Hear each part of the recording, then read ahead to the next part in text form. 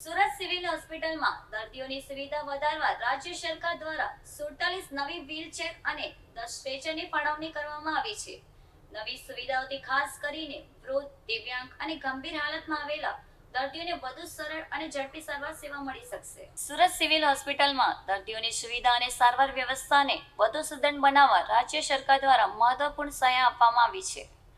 હોસ્પિટલને કુલ 47 નવી વ્હીલચેર અને 10 સ્ટ્રેચર ફાળવવામાં આવ્યા છે. આ સાધનો આજે સવારે હોસ્પિટલ તંત્ર દ્વારા સત્તાવાર રીતે સ્વીકારવામાં આવ્યા હતા. હોસ્પિટલ સુપરિન્ટેન્ડન્ટની હાજરીમાં સાધનોનું નિરીક્ષણ કરવામાં આવ્યું હતું. ત્યારબાદ દર્દીઓની જરૂરિયાતને ધ્યાનમાં રાખી વિવિધ વોર્ડમાં તેની ફાળવણી કરવામાં આવી હતી.